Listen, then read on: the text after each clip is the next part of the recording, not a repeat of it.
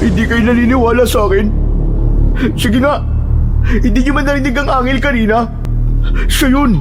Ang aswang na nasa likuran ko kanina, siya ang umangil! Anak naman ng putya, oh. Wala nang katapusang kakauyan to, ah. Ito ba talaga ang labasan ng lugar na to? Parang panibagong panganib na naman ang haharapin natin sa lugar na to, eh. Lahat ng masasamang elemento ay nandito, Esther. Ang medalyon ko, kailanman, hindi pa to nagkamali. Bukod tanging ikaw lang ang hindi naniniwalang may aswang sa lugar na to. Kahit ilang beses na siyang nagpaparamdam kanina. Wala na sila. Ang isipin mo yung sarili mo. Dahil iaalay na kita para sa aming Panginoon.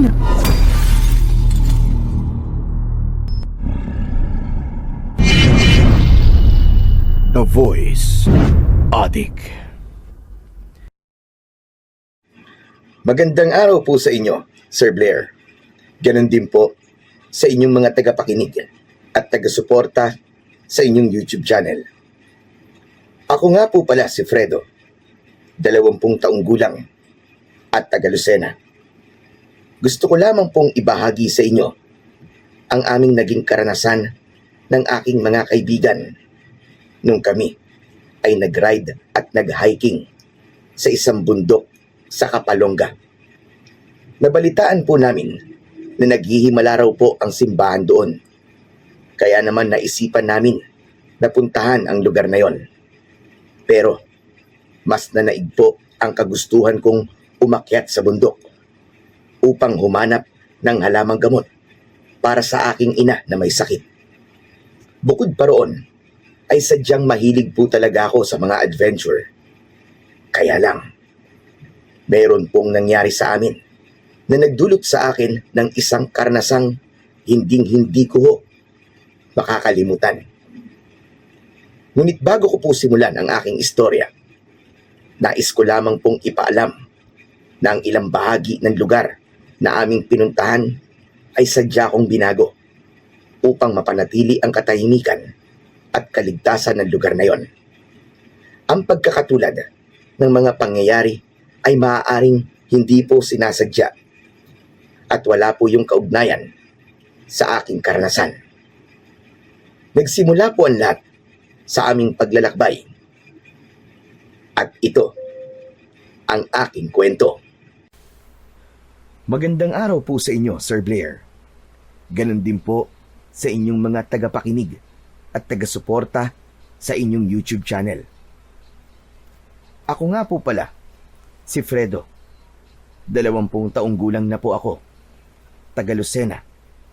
Gusto ko lamang pong ibahagi sa inyo ang aming naging karanasan ng aking mga kaibigan. Noong kami ay nag-ride at nag-hiking sa isang bundok sa Kapalonga. Nabalitaan po namin na naghihimala daw po ang simbahan doon. Kaya naisipan namin na puntahan ang lugar na yon. Pero mas nanaig po ang kagustuhan kong umakyat sa bundok upang humanap ng halamang gamot para sa aking inang may sakit. Bukod pa roon, ay sadyang mahilig po talaga ako sa mga adventure. Kaya lang, meron pong nangyari sa amin na nagdulot sa akin ng isang karanasang hinding-hindi ko makakalimutan. Ngunit bago ko po simulan ang aking istorya, nais ko lamang pong ipaalam na ang ilang mga bahagi ng lugar na aming pinuntahan ay sadya ko pong binago upang mapanatili ang katahimikan at kaligtasan ng lugar na yon. Ang pagkakatulad ng mga pangyayari ay maaaring hindi sinasadya at wala po yung kaugnayan sa aking naging karanasan. Nagsimula po ang lahat sa aming paglalakbay. At ito ang aking kwento. Maaga pa lang ng araw na yon ay abala na kami sa paghahanda.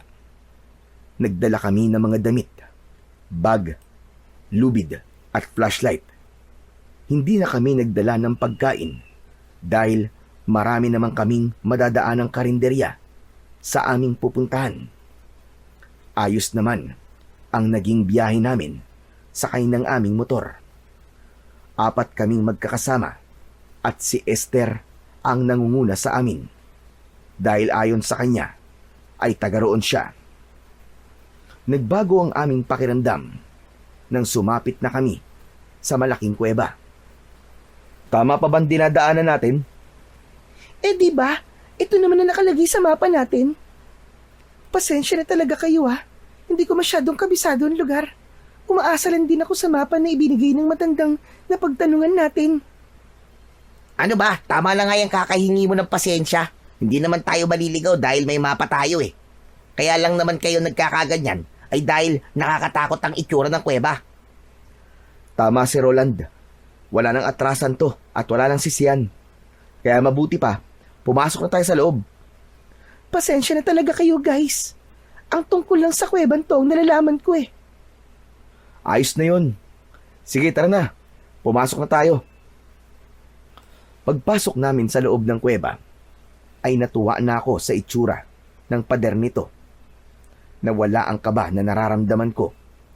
Napansin ko na maraming letra ang nakasulat doon na ayon kay Esther ay makasaysayan daw yun dahil doon daw nagtago ang mga rebelding Pilipino na lumaban sa mga Kastila. Dahil sa kanyang mga istorya, mas lalo akong ginanahan na pasukin ng kuweba at alamin pa ang ibang kasaysayan na nangyari sa lugar na yon. Ang galing no? Inaalagaan talaga nila ang lugar na to. Teka.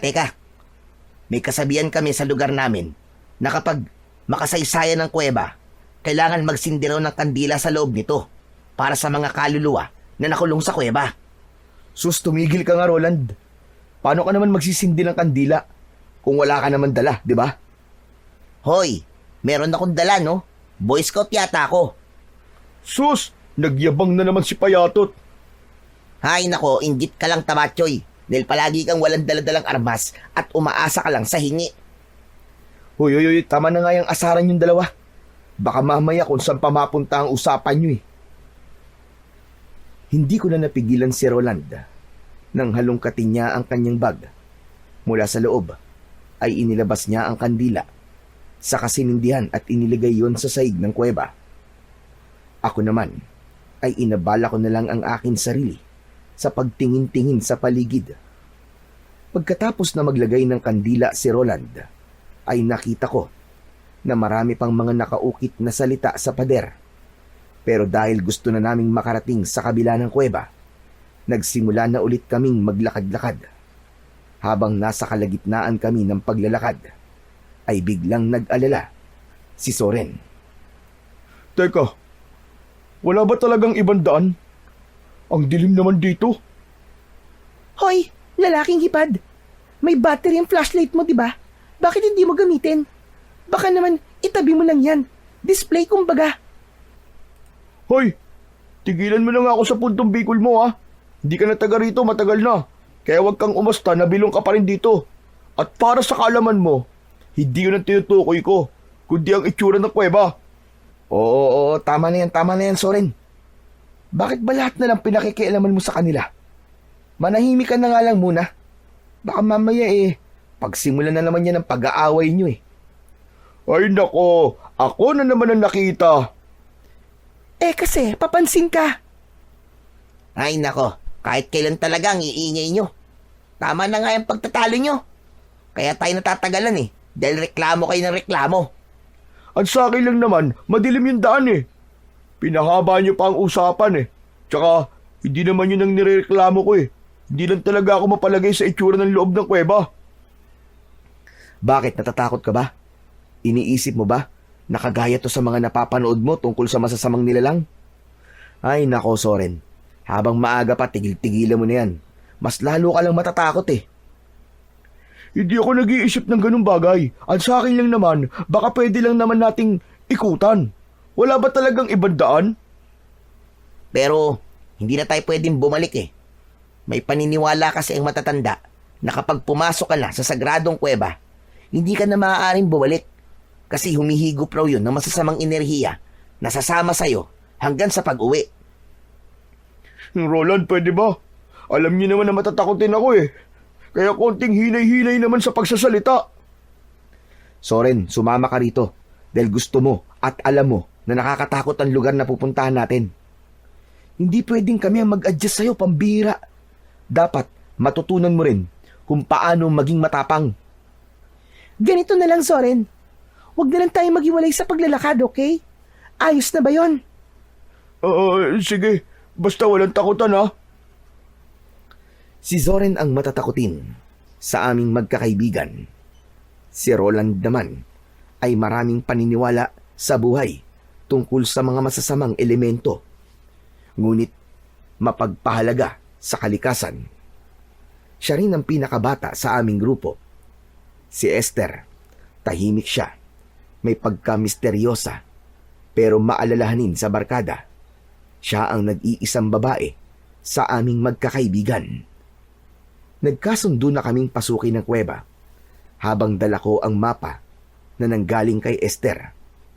Pagsapit namin sa loob habang hawak ang flashlight, pakiramdam ko, palalim ng palalim ang pinapasok namin. Teka, sandali lang. Parang malalim ng kuwebang to, guys. Sigurado ba kayo sa pinapasok natin? Parang nahawa na rin ako kay Soren eh. Sigurado. Basta diretso lang. Maglakad na lang tayo. Baka makita na natin ang lagusan. Tuloy-tuloy lang. Habang nagsasalita, ay dire-diretso naman ang pasok namin sa loob ng madilim na bahagi ng kuweba. Nakakakilabot ang tunog dahil umieko ang aming boses. Ngunit ang takot na yon ay pilit kong pinaglalabanan. Para sa aking ina, lahat ay gagawin ko. Kahit ilang kuweba pa, ang pasukin ko. Sandali. Parang umiinit ang medalyong ko. Ayan ka na naman, Roland eh. Pwede ba? Huwag mo na ituloy kung ano man nasasabihin mo na yan. Tama si Soren. Makakabuting mag-focus na lang tayo sa daan. Halina kayo. Teka, Fredo. Ano ba talaga ang sadya natin sa lugar na to? Natigilan ako sa tanong ni Roland. Dahil ang totoo, si Esther lang ang nakakaalam sa totoong pakay ko sa gubat na pupuntahan namin. Kaya nang maramdaman ni Esther na hindi ako makasagot sa tanong ni Roland, ay siya na ang nagsalita. Gusto lang talaga ni Fredo ng adventure. Di ba gusto niyo rin naman to?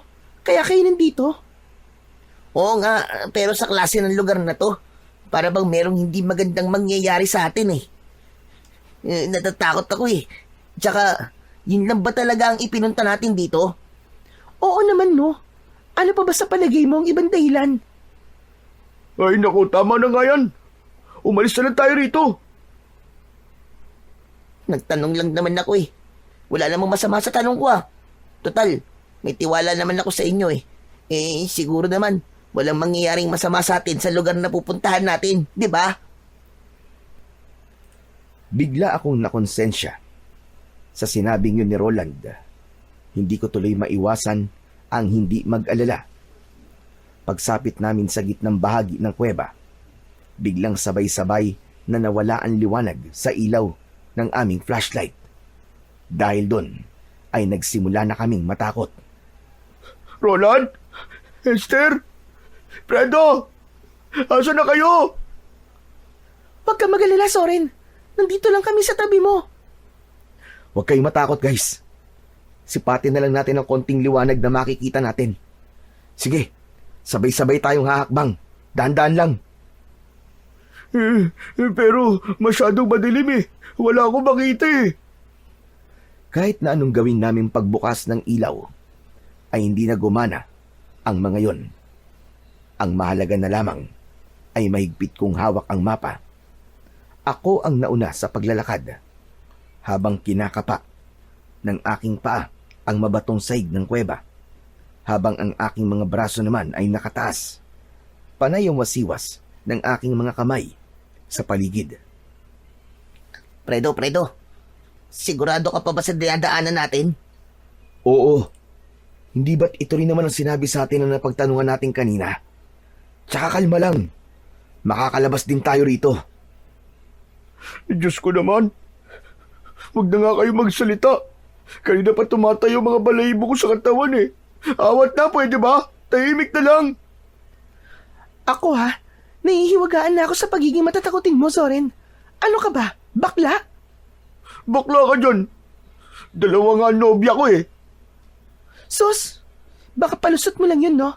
Para hindi ka paghinalaan na bading.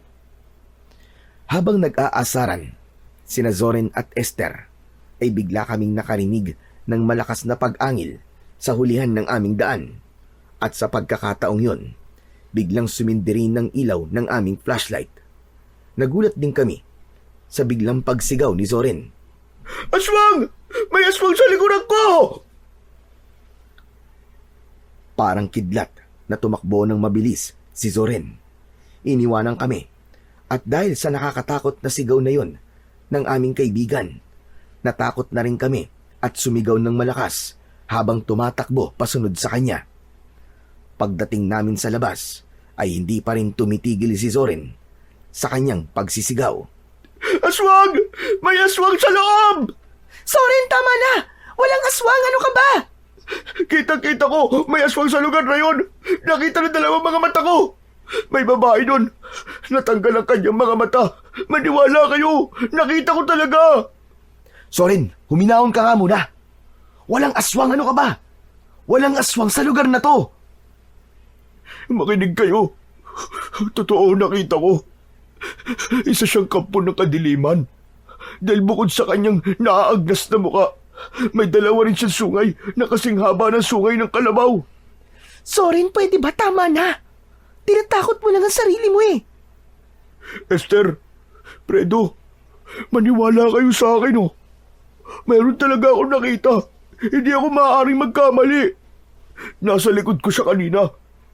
At tinawakan niya ang braso ko. Tumahimik ka nga muna. Tama na yan. Pagmasdan niyo ang lugar na to. Tignan niyo ang labas ng kuweba. Saka lang namin naalala na nasa labas na kami ng kuweba. Sabay-sabay naming tinignan ng lugar at tumambad sa aming paningin ang halos pare-parehong sukat ng matataas na puno ng kahoy. Payat na may mga orkidyas na nakadikit sa bawat balat. Madilim rin ang bahagi ng lugar na yun. Ngunit ang mas nakakatakot sa lugar ay ang larawan na nakaukit sa pader ng kuweba. Isang nilalang na ulo ng kalabaw, pero tao ang muka.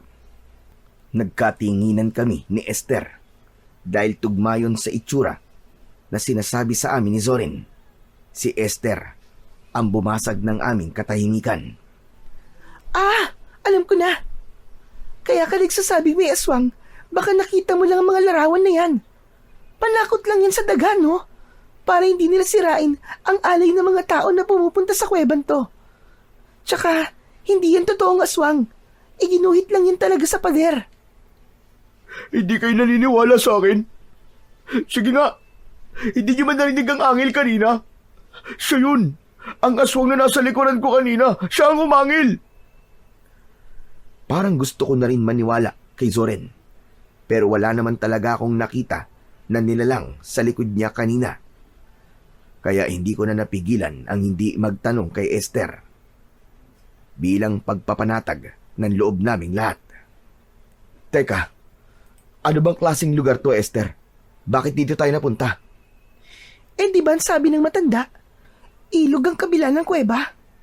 Oo nga, pero bakit kakahuyan na nandito? Malayo sa itsura ng mapa.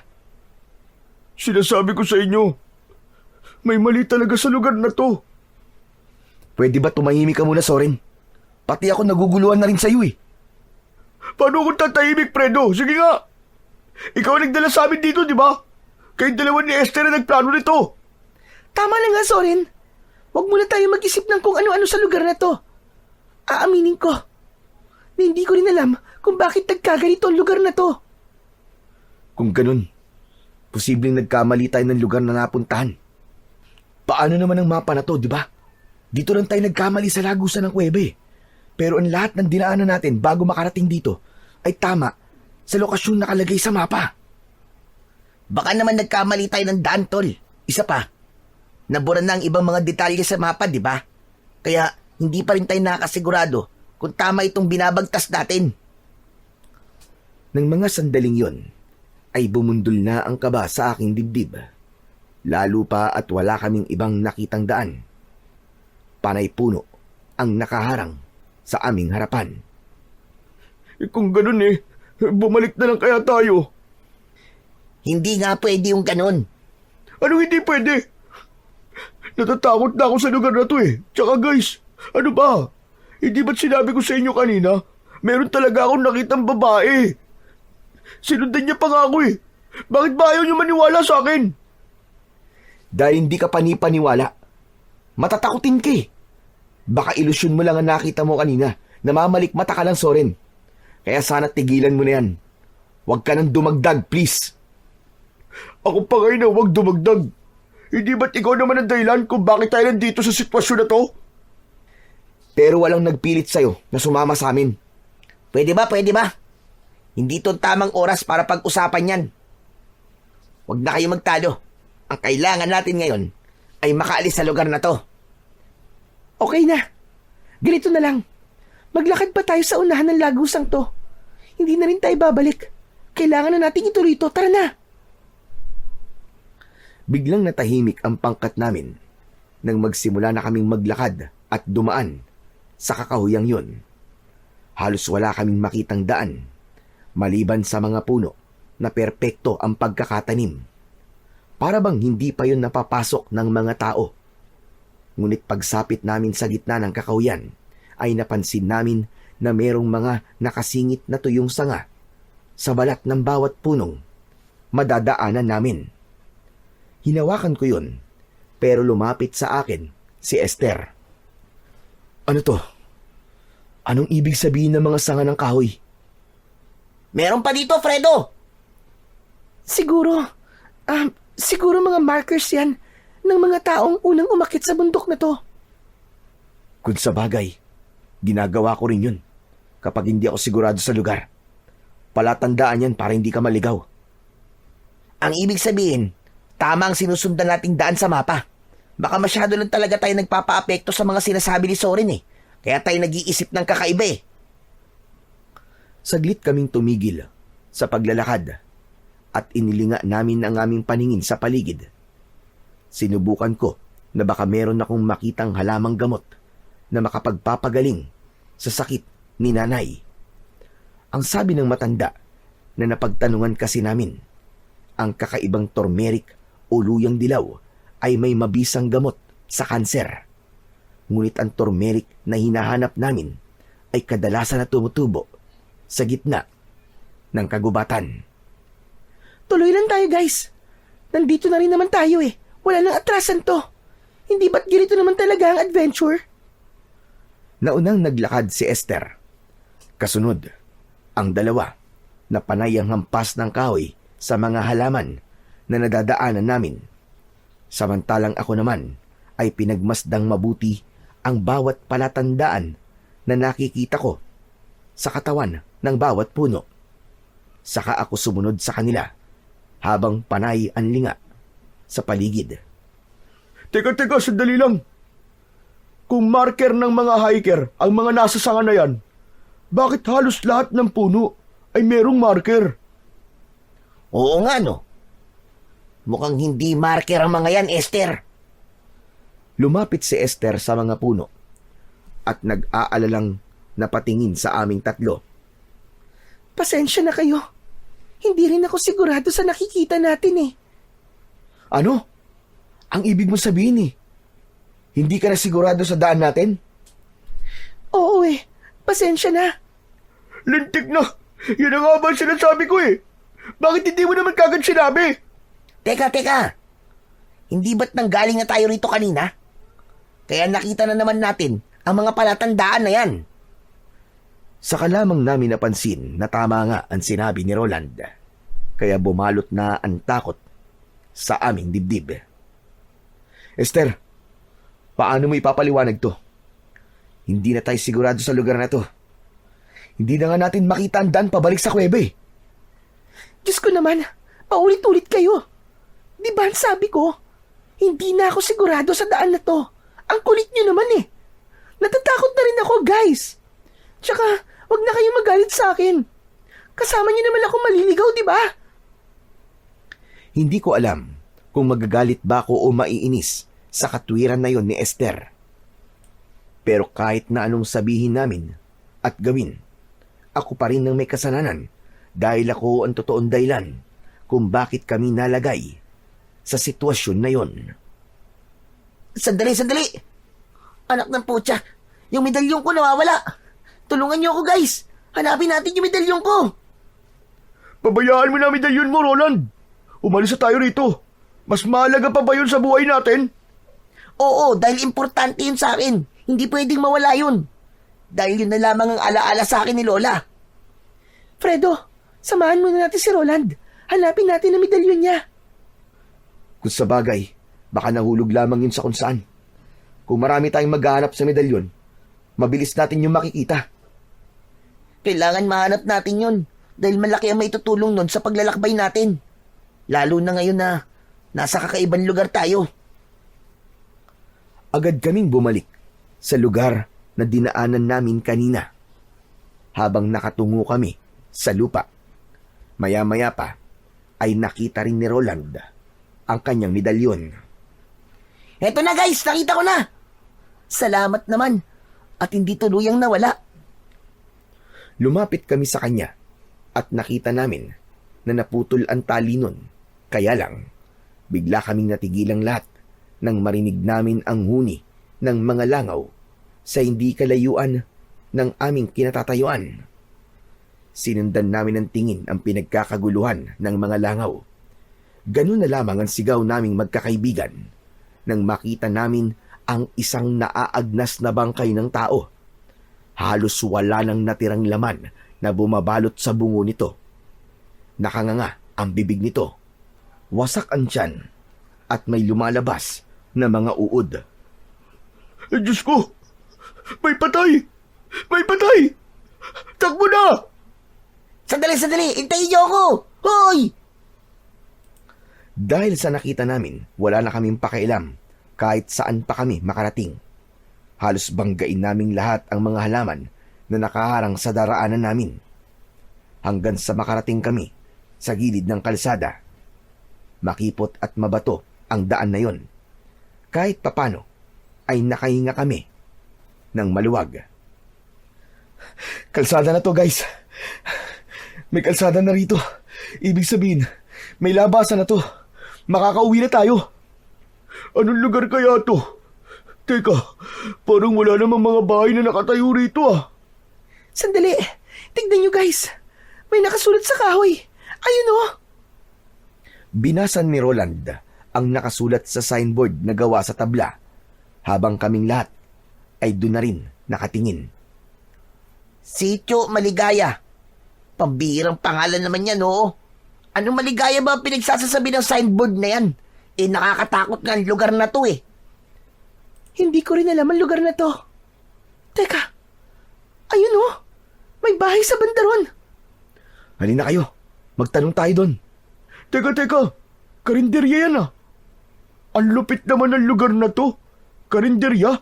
Sa gilid ng kalsada na walang nakatirang tao. Ano ka ba naman, Zorin? Baka karinderya yan para sa mga sasakyan dumaraan dito. Magpasalamat na lang tayo dahil kahit papano may mapagtatanungan tayo. Magpasalamat. Magpasalamat saan?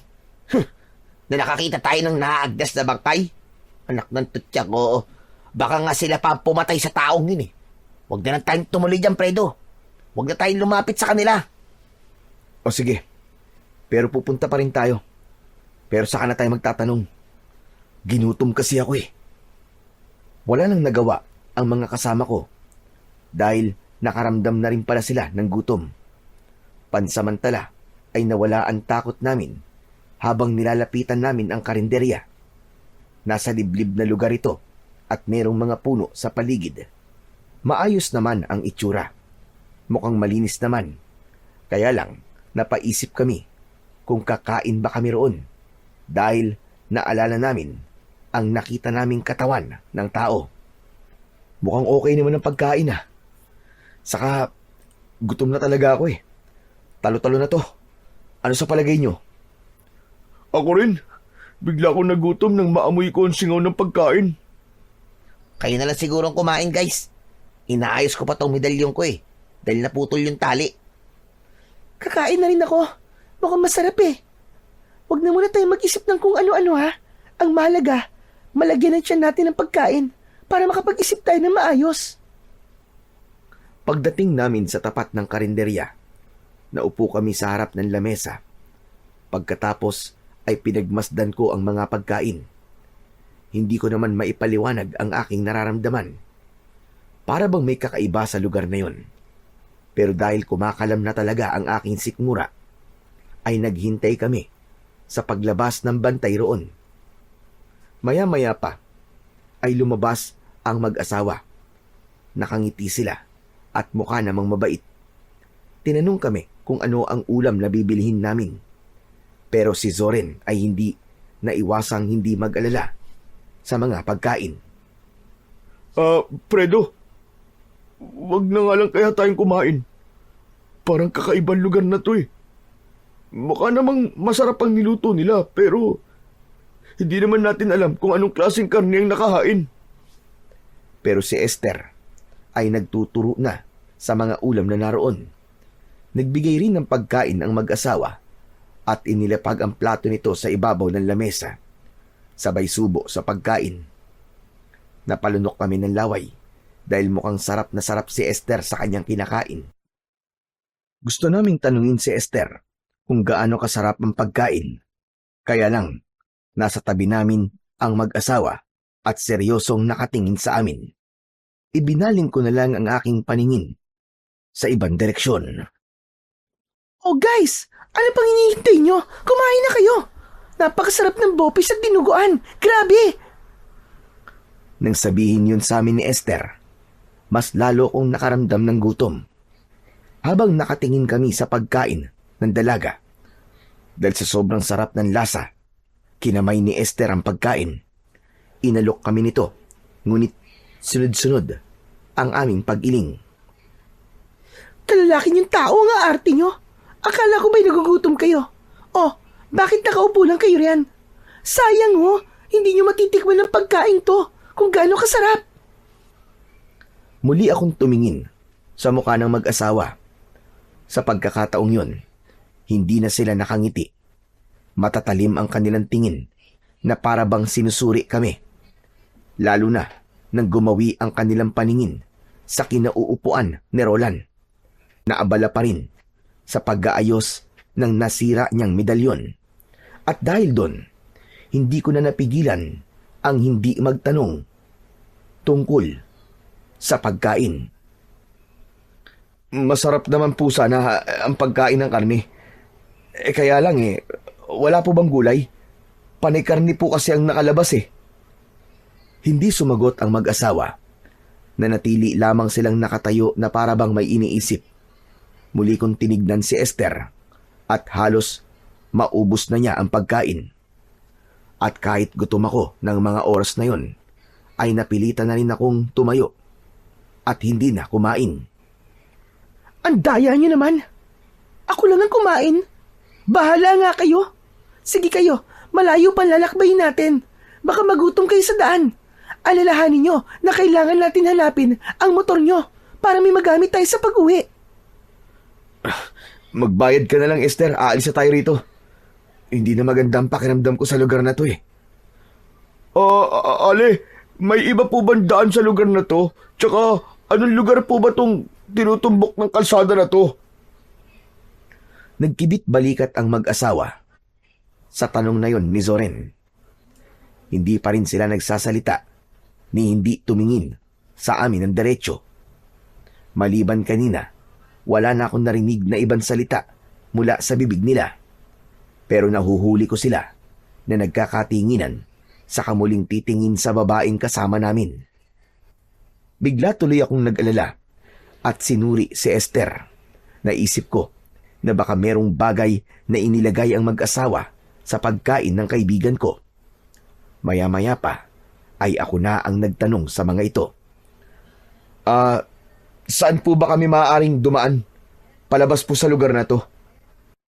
Itinuro ng mag-asawa ang daan sa dulo ng kalsada.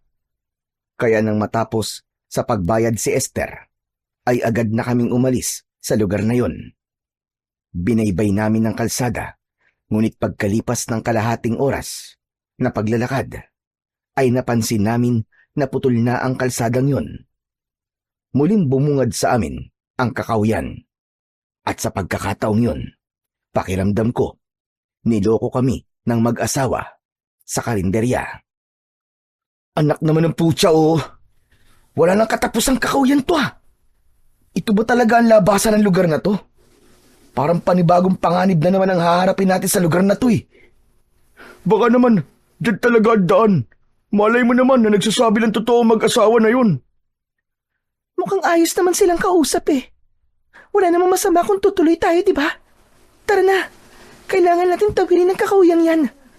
Nakakapagod na kung babalik pa tayo. Sigurado ka ba, Esther? Hindi ako sigurado. Pero gusto kong subukan. Para makaalis na tayo sa lugar na to. Teka. Bumalik na lang kaya tayo. Ano? Seryoso ka ba, Roland?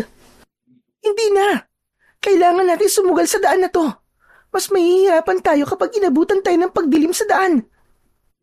Hindi na kami nakatutol sa gusto ni Esther dahil nauna na siyang maglakad papasok sa loob ng kakawyan. Muli kaming pumasok sa gubat habang malakas ang kaba sa aking dibdib. Habang naglalakad kami, ay biglang bumuhos ang malakas na ulan. Dahil doon ay nahirapan kaming makita ang daan kung saan-saan kami nagsususuot ng walang tiyak na pupuntahan. Lagot na! Nabasa na ang mga bag natin! Maghanap na lang tayo ng pwede nating masilungan. Inilinga namin ng paningin sa paligid, ngunit wala kaming nakita roon na pwede naming masilungan. Mas lalong lumakas ang ulan, kaya nahirapan kaming pasukin ang kakawyan. Bukod pa roon, ay madulas at maputik pa ang daan. Maglakad pa tayo, guys. Baka may makita tayong bahay sa lugar na to na pwede nating hingan ng tulong. Wala kaming imikan na sinuong namin ang malakas na ulan. Nagpatuloy kami sa paglalakad hanggang sa makarating kami sa kinaroroonan ng malaking bato. Habang tumatagal ay mas lalo naming nararamdaman ang takot. Aray! Ang talampakan ko! Ang sakit! Oh, napano ka, Roland? Ano nangyari sa'yo? Natinik ako. Naku po, dumugo yata. Bakit kasi dito pa tayo nagpunta eh? Mukhang mas lalo tayong mahihirapan sa daan na to eh. Ayan ka na naman sa pagsisimula na pagtatalunan natin eh. Magdahan-dahan ka na lang kasi sa paglalakad. Eh di ba? Plano niyo naman to. Ang hirap kasi sa inyo eh. Hindi niyo iniisip kung ano ang mangyayari. Basta sugod lang kayo na sugod. Pasensya na. Ako talaga may kasalanan. Huwag mo nang sisihin si Esther, Roland. Huwag kayong mag-alala. Makakauwi rin tayo ng ligtas. Kaya huwag na kayong magsisihan. Kailangan lang natin makalabas dito. Aba, dapat lang. Gusto ko pang mabuhay, no? May pamilya pa ako naghihintay sa akin. Sasagot pa sana ako kay Soren nang mahagip ng paningin ko ang isang malaking aso na nakatayo sa unahan ng aming daan. Kahit malakas ang ulan, ay baliwala sa aso ang pagtama ng tubig sa katawan nito. Bigla akong natigilan dahil ngumisi yun na para bang may tumutulo pa na malapot na laway sa bibig nito. Kasunod ng pag-angil habang humahakbang papalapit sa amin. Guys, may aso, humanda kayo. Sa tingin ko asong ligaw yan. Diyos ko, mabangis na hayop yan. Delikado tayo. Baka atakihin niya tayo. Dahil sa sinabi ni Roland, napaatras kami ng hakbang papalayo sa aso. Umangil ang hayop habang nakatingin sa amin. Kasunod, nang mataas niyang pagtalon papunta sa aming kinaroroonan. Inatake niya kami. Malakas kaming napasigaw.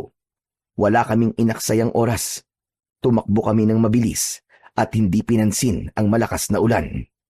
Kahit nakikita namin na hinahabol kami ng asong gubat, hindi kami naghiwalay. Tinahak namin ang daan, papasok pa sa loob ng kakawyan. habang habol namin ang sarili naming hininga. Bilisan yung tumakbo, guys! Lalapain tayo ng hayop na yan! Walang ibang naririnig na salita sa bibig ng mga kasama ko, kundi ang malakas na sigaw ng paghingi ng tulong. Umakyat kami sa mataas na lugar para hindi kami maabutan ng asong gubat.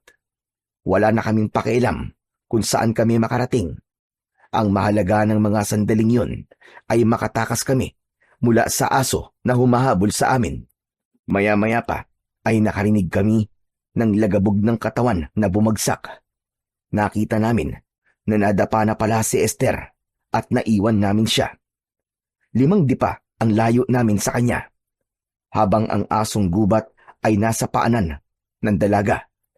Nagulat kaming lahat nang biglang kinagat ng aso ang binti ni Esther. Napasigaw siya sa labis na sakit, habang ang hayop ay iwinawasiwas ang ulo habang hinihila si Esther palayo sa amin. Nakita ko na may kahoy sa tapat ko. Kinuha ko yun at sinugod ang aso. Tinamaan ko ito sa ulo. Hindi ko siya tinigilan, kaya nabitiwan niya ang binti ni Esther. Soren, hilahin mo si Esther! Ilayo mo siya rito, dali! Agad na hinila ni Soren ang dalaga palayo sa asong gubat. Hinarap kong muli ang aso. Isang pagpalo ulit sa mukha nito ang ginawa ko. Bumagsak ito sa lupa, ngunit mabilis na nakabangon. Sa pagtayo ng asong gubat, bigla itong tumakbo papalayo sa aming kinaroroonan. Saka naglaho sa madilim na bahagi ng kakahuyan. Nang wala na ito, saka lang ako nakahinga ng maluwag, habang hawak pa rin ang kahoy. Humihingal na sinulyapan ko si Esther. Kita ko na bumubulwak ang dugo niya sa binti. Kaya naman, nilapitan ko siya at sinuri ang kanyang sugat. Esther, ano? Ayos ka lang ba? Kaya mo bang maglakad? Malalim ang pagkakabao ng pangil ng aso na yun sa binti ko. Masakit. Parang hindi ko kaya maglakad. Teka, sandali. Kailangan matalian ang sugat niya nang mapigilan ang pagdurugo. Sige. Punitin mo ang laylayan ng damit mo, saka itali sa kanyang sugat. Kailangan natin makahanap ng tulong. Pero, paano, Fredo? Malakas pa rin ang ulan, oh. At halos nahihirapan tayong makaalis sa lugar na to dahil madulas din ang daan. Ayan, okay na. Natalian ko ng sugat mo, Esther. Ang kailangan na lang nating gawin ay maghanap ng masisilungan. Pero, ang sakit pa rin ng binti ko. Hindi ko kaya maglakad. Tiisin mo na muna, Esther. Kailangan na natin makalabas sa lugar na to eh. Aalalayan ka namin, kaya huwag ka mag-alala. Dapat siguro, dumito na lamang muna tayo. Hindi pa tayo ligtas sa lugar na yan. Paano kung bumalik ang asong gubat at sa pagbabalik niya, marami na siyang kasama? Nakakapag-alala. Hindi tayo makakausad dahil may sugat si Esther. Kung sa bagay may punto ka naman, ang hindi ko lang talaga maintindihan kung bakit ganun ang kilos ng asong yun. Parang hindi siya normal. Hindi kaya ang asong yun ang pumatay sa bangkay na nakita natin kanina? Siguro, dahil talaga namang kumakain ng tao ang ganong klaseng hayop eh. Kaya kailangan natin mag-isip kung paano tayo makakaalis sa buwisit na lugar na to. Ang totoo, pahamak talaga mag-asawang yun sa karinderye eh. Parang pinaglalaruan tayo eh. Sige na, tama na. Huwag na nating isipin na nakaraan. Doon, sa likod ng bato. Masyadong malakas ang ulan. Kaya magpahinga na muna tayo ron. Tama si Fredo.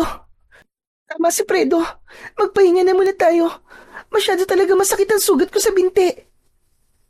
Isang malalim na buntong hininga ang pinakawalan ko bago ko ibinaba ang aking bag. Pagkatapos ay nagpahinga kami at sumandal sa likod ng bato. Dahil sa malagong daon ng puno sa tapat ng aming kinatatayuan, ay nabawasan nun ng pagtama ng ulan sa katawan namin. Saka ko lang naramdaman ng pagod. Pagkalipas ng ilang minuto, sa wakas, ay tumigil rin ang ulan. Ayos! Tumigil ng ulan. Pwede na ulit tayo maglakad. Sus! Ngayon pa? Gabi na. Madilim ng paligid. Mahihirapan tayo maglakad dito. Kailangan din natin tipidin ang battery ng flashlight natin. Mas mahihirapan tayo kapag wala yun. Dito na lang tayo magpaabot ng umaga. Sinasabi mo bang dito tayo magpapalipas ng gabi? Kung ganun magtitiis tayo ng lamig. Eh ano pa nga ba? May pagpipilian pa ba tayo? Tama si Soren, Fredo. Sa tingin ko, mahihirapan tayo maglakad kung madilim. Magsasalita pa sana ako para magbigay ng komento sa dapat naming gawin.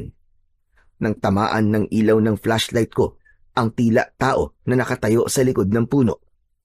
Matagal kong tinitigan yon dahil sinigurado ko kung tama ba ang nakikita ko. Nang biglang gumuhit ang kidlat sa langit, ay tinamaan ng liwanag ang kinaroroonan ng nilalang. Napatayo ako at napasigaw dahil sa takot. Nag-alala naman at napatayo na rin ang mga kasama ko at tumingin sa gawi ng tinutukan ng flashlight ko. May babae sa bahaging yun. Tara na. Umalis na tayo rito. Bilisan nyo. Hindi tayo nag-iisa sa lugar na to. Kasunod ng pagmamadali kong umalis, ay sumigaw na rin si Soren. Takot na takot siya habang natataranta na dinadampot ang mga gamit. Nandito siya. Nakasunod siya sa atin. Yung babae sa kuweba, maniwala kayo. Nasa paligid lang natin siya. Ano ba kayo? Huminahon nga muna kayo. Wala naman akong nakikita eh. Bakit ba kayo nagkakaganyan? Nakita ko, Esther. Kaya tara na. Umalis na tayo rito. Totoong sinasabi ni Soren. May nakasunod sa atin. Halos buhatin namin si Esther. Makaalis lang sa lugar na yon. Sumasabay pa sa amin ang malakas na pagguhit ng kidlat, pati na ang pagdagundong ng kulog sa paligid. Nanginginig kami sa takot. Habang si Roland naman, tahimik siyang nakasunod sa amin habang hawak niya ang medalyon. Panay ang linga niya sa amin at sa paligid.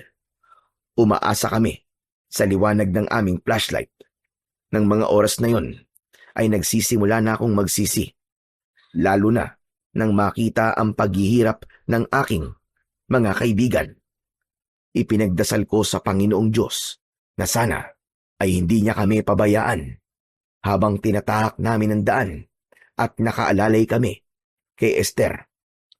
Narinig namin ang kaluskos sa paligid, pati na ang pag-angil ng hindi nakikitang nilalang.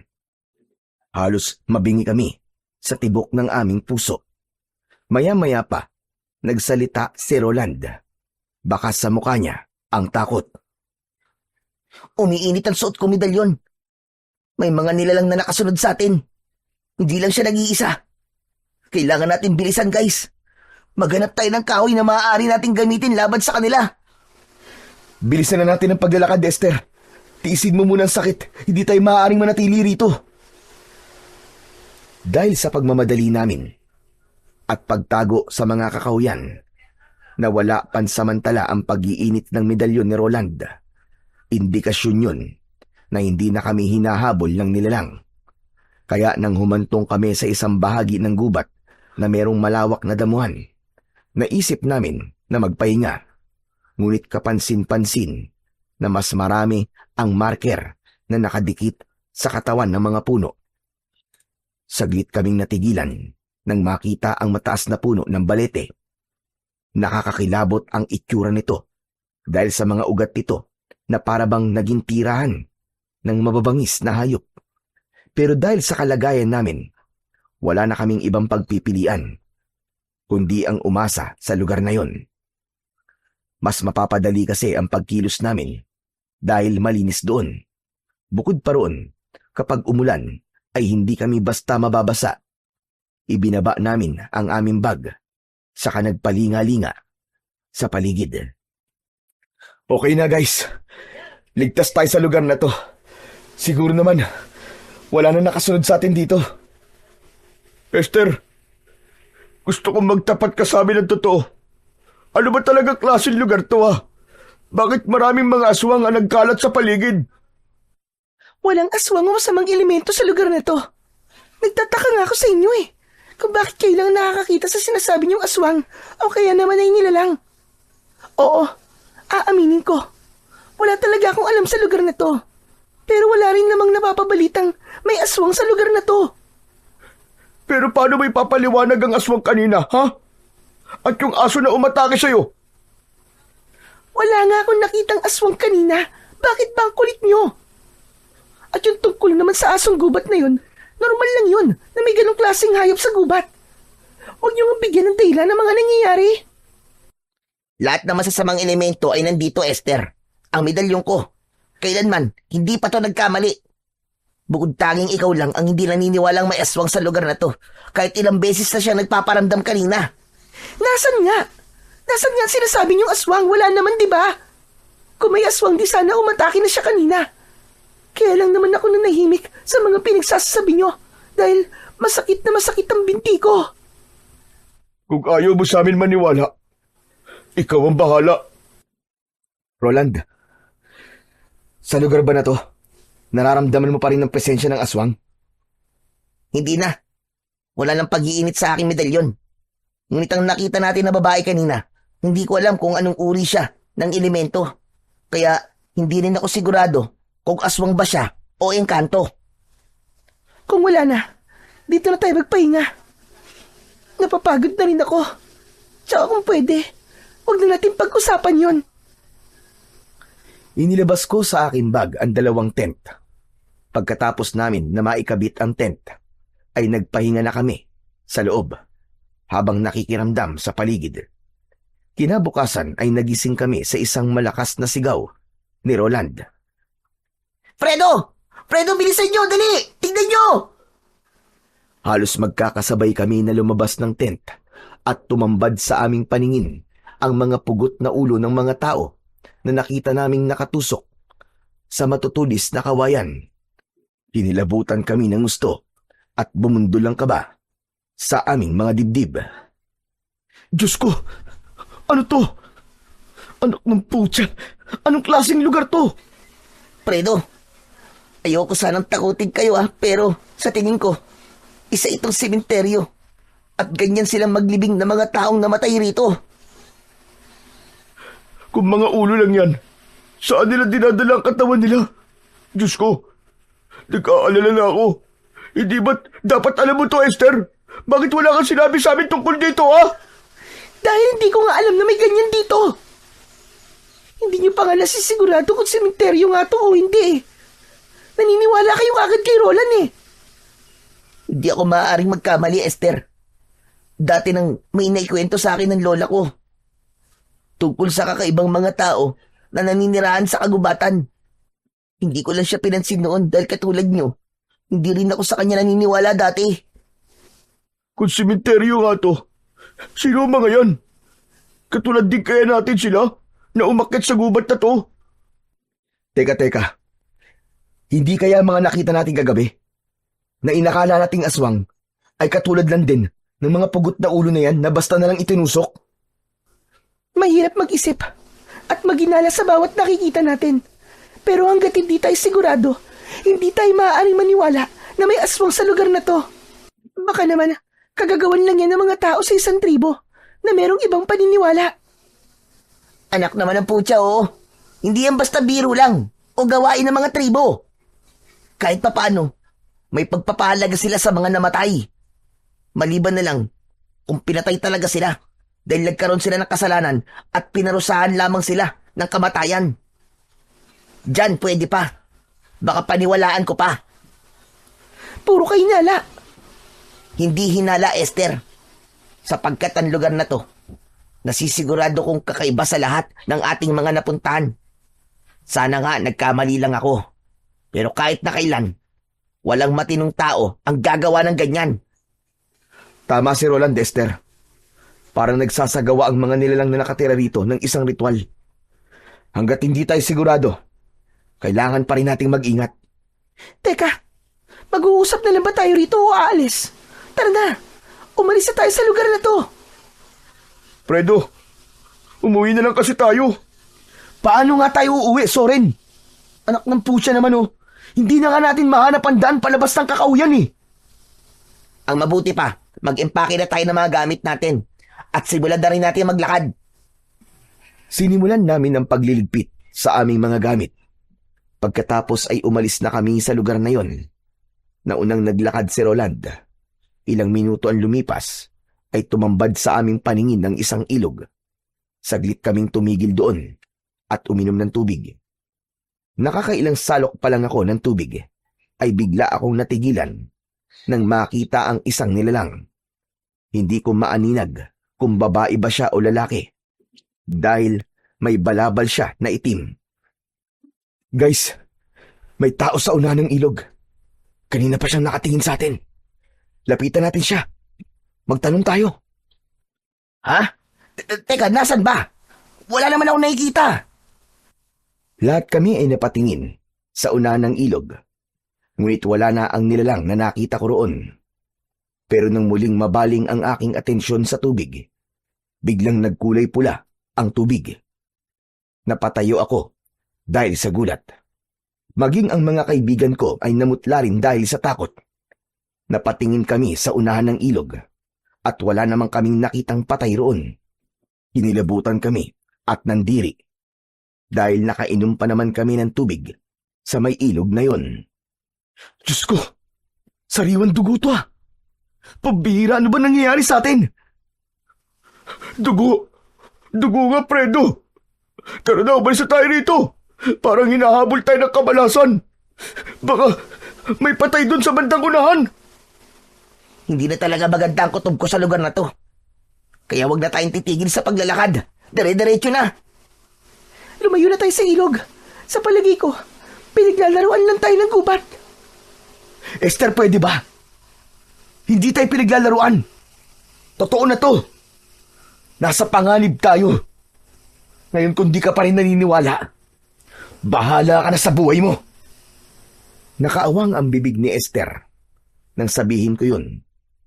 Hindi ko na naitago ang inis ko para kay Esther.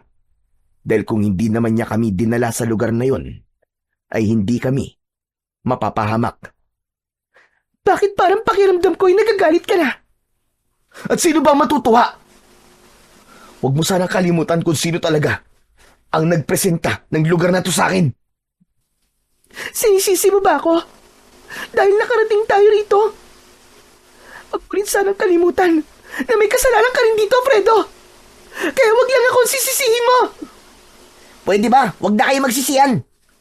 Pare-pareho naman kayo may kasalanan eh. Nadamay pa nga kami rito, di ba? Wala namang magbabago eh. Kahit magtalo pa kayong dalawa dyan. Saka lang ako natigilan at napasuntok sa halaman na nadaanan namin. Nagsimula ulit kaming maglakad. Napilit binabaliwala ang itsura ng lugar.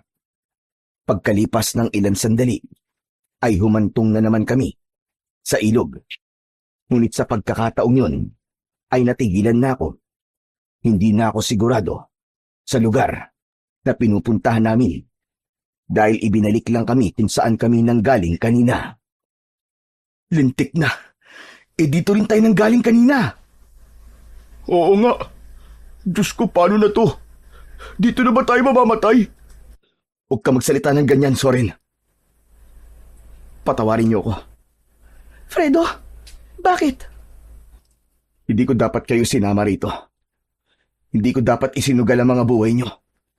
Umasa lang naman ako na makakakita ko ng gamot na pwede kay nanay. Ano sabi mo? Wala. Fredo, narinig ko. Narinig ko ang dahilan kung bakit tayo nandito.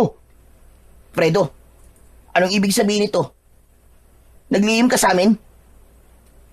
Sabihin mo nga sa amin, Fredo. Narinig ko sinabi mo kanina. Kaya ba'y pinagpipilitan mo na pumunta tayo rito? Kahit halos mamatay na tayo lahat dito.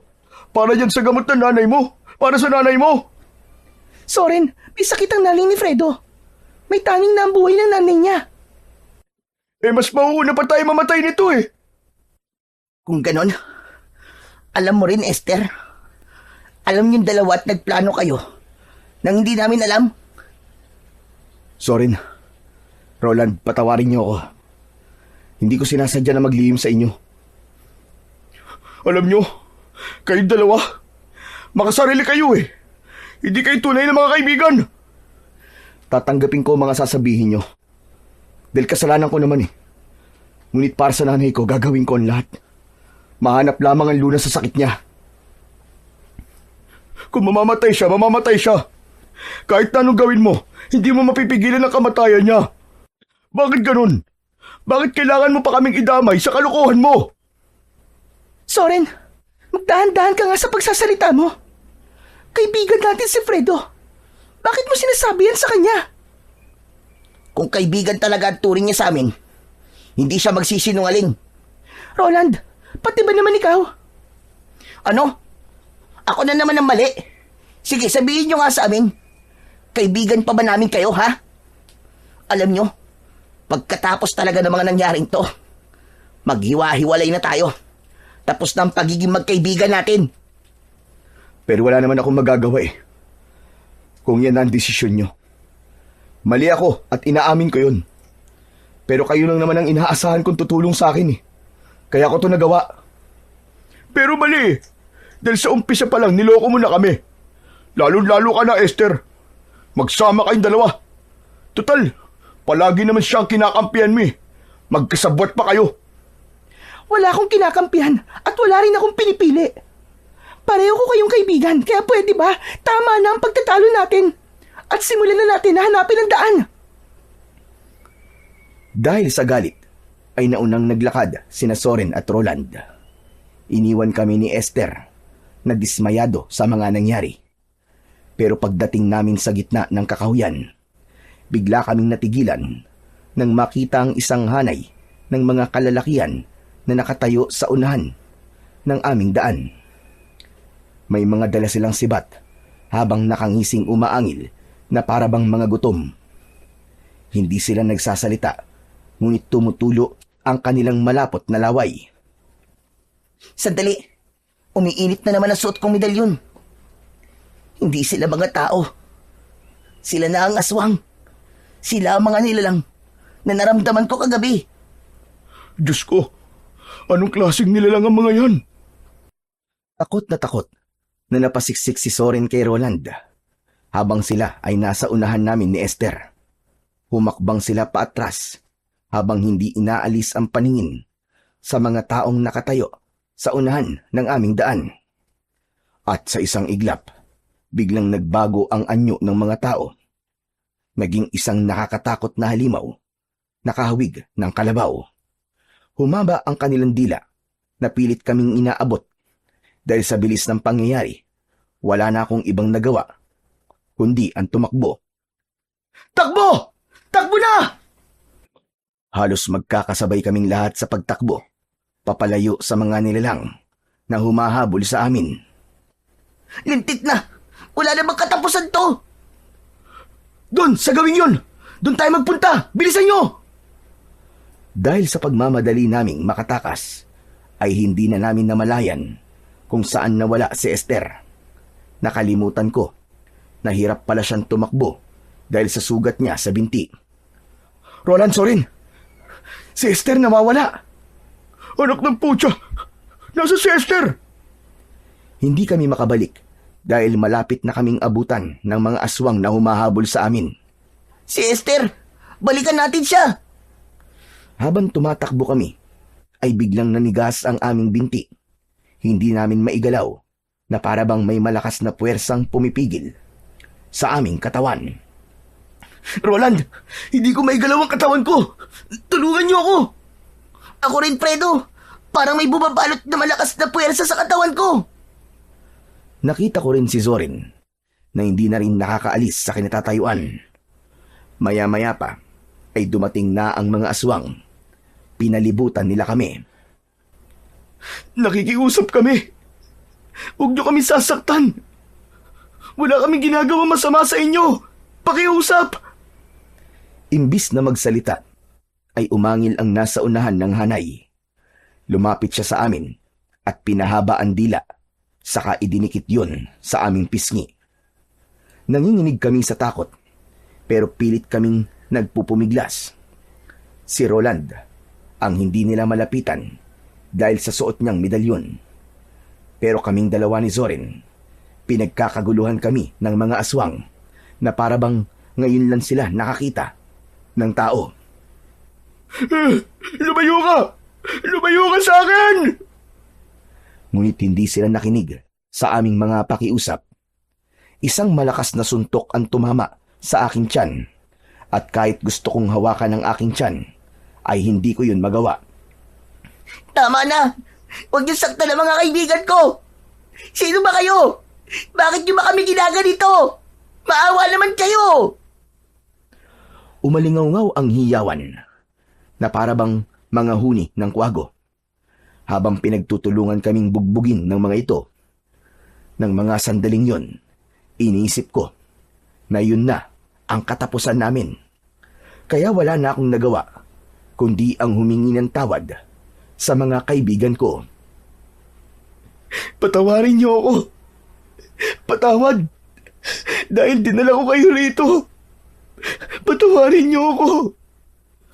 Sa muling paglapat ng suntok ng aswang sa aking katawan, ramdam na ramdam ko ang sakit. Maya-maya pa ay biglang nagsalita si Roland. Malakas yun na sinabayan ng malakas na ihip ng hangin. Tinatawagan ko ang kapangyarihan ng medalyon! Sumanib ka sa amin upang makawala sa itim na kapangyarihang bumabalot sa aming katawan! Lahat ng biktimang namatay sa gubat na to, tinatawag ko kayo! Itaboy niyo silang lahat! Isang mas malakas na pag-ihip ng hangin ang humampas sa aming katawan, kasunod ng pagtataboy sa mga aswang. Pilit nila kaming inaabot, ngunit bigo sila na mahawakan kami. Nawala ang malakas na puwersang bumabalot sa aming katawan. Dahil doon, napaluhod kaming tatlo sa lupa. Hindi napigilan ni Soren ang hindi magtaka sa kapangyarihang yon ni Roland. Ano ba talagang klaseng medalyon yan, Roland? Akala ko walang silbi ang bagay na yan. Hindi ko rin nakalain na meron palang ganitong klaseng kapangyarihan ang medalyo ni Lola. Ngayon ko lang ito nasubukan Kahit anong klaseng medalyon pa yan, ang mahalaga, iniligtas niya tayo. Tara na, kailangan nating mahanap si Esther. Ano? Babalik tayo sa lugar na yun para hanapin si Esther? Oo, Soren. Nasa panganib siya. Kailangan natin siyang balikan. Aswangan lahat ng mga nakatira rito.